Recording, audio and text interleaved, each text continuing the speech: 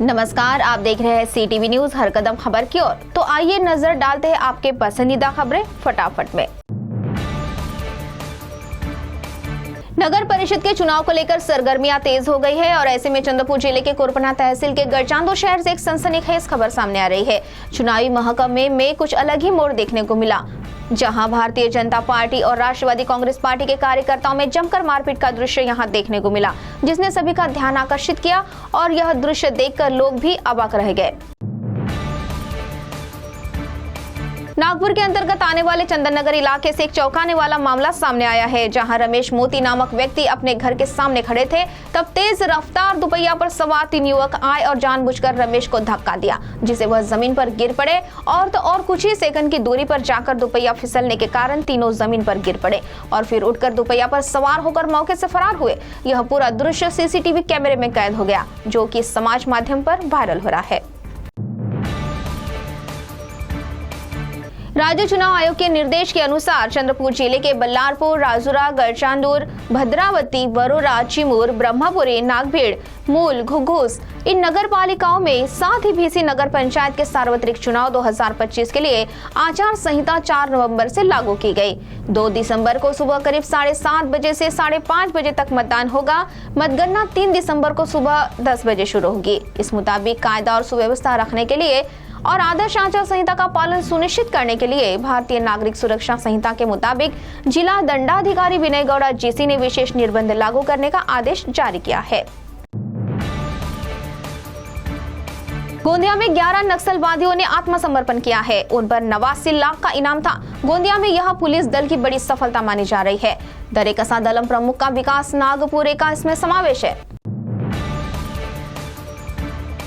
मारेगांव तहसील के तीधरी गांव के किसान सीताराम कौड़ू मोरे को रात के दौरान आवाज सुनाई देने पर उसने देखा कि तेंदुए ने बछड़े पर हमला किया। गौरतलब है कि पिछले 15 से 20 दिनों से यहां तेंदुए का संचार होने से लोगों में दहशत छाई हुई है और इसकी जानकारी वन विभाग को देने पर वन विभाग की टीम मौके पर पहुंची और उन्होंने पंचनामा किया। नागरिकों ने वन विभाग से तेंदुए का बंदोबस्त करने की मांग की है। पोंभुना तहसील के खरमत में स्वयं के खेत में स्थित कुएं में खरमत निवासी 40 वर्षीय प्रदीप श्यामराव हेपटे नामक किसान खेत में काम कर रहा था। इसी बीच वह पानी पीने के लिए कुएं पर गया, तभी उसका संतुलन बिगड़ने से वह कुएं में गिर गया। जब वह घर नहीं लौटा तब परिवार वाले उसकी तलाश में कुएं की ओर पहुंचे। तब उन्हें इस घटना का पता चलते ही मदद कार्य शुरू किया गया, लेकिन दुर्भाग्यवश उसकी मौत हो चुकी थी। इस घटना से परिसर में शोक का वातावरण है। जिला प्रशासन और पाटबंधारे विभाग की ओर से चंद्रपुर की जीवनदायिनी इरई नदी के बाढ़ग्रस्त क्षेत्र का निरीक्षण किया जाएगा। इस पर परिसर के नागरिकों ने प्रशासन को संतप्त सवाल पूछा है।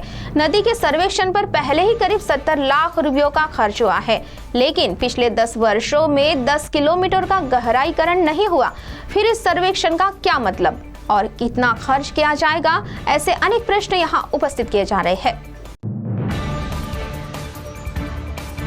नगर पालिका चुनाव के रणसंग्राम में नेताओं की ओर से आरोप प्रत्यारोप किए जा रहे हैं और ऐसे में राजुरा में भाजपा के उम्मीदवारों ने बनावट अनुमति और स्कैन किए स्टिकर के आधार पर बड़े पैमाने पर बैनर लगाए जाने का आरोप नगर पालिका प्रशासन की ओर की गई शिकायत से किया गया है। दौरान कांग्रेस ने चुनाव निर्णय अधिकारियों की ओर लिखित शिकायत दाखिल कर जल्द जाँच और कड़ी कार्रवाई की मांग की है।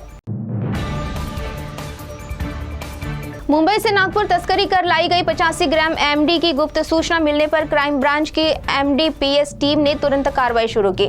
ऑपरेशन थंडर के तहत देर रात कामगार नगर में सटीक घेराबंदी कर छापेमारी की गई, जहां 2 सगे भाइयों के साथ उनके साथी को रंगे हाथ गिरफ्तार किया।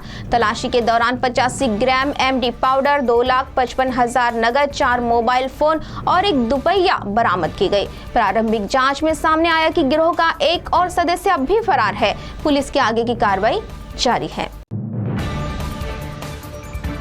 तो CTV न्यूज हर कदम खबर की ओर में यह थी खबरें फटाफट। मिलते हैं कुछ ही देर में नई खबरों के साथ। आप बने रहिए CTV के साथ। नमस्कार।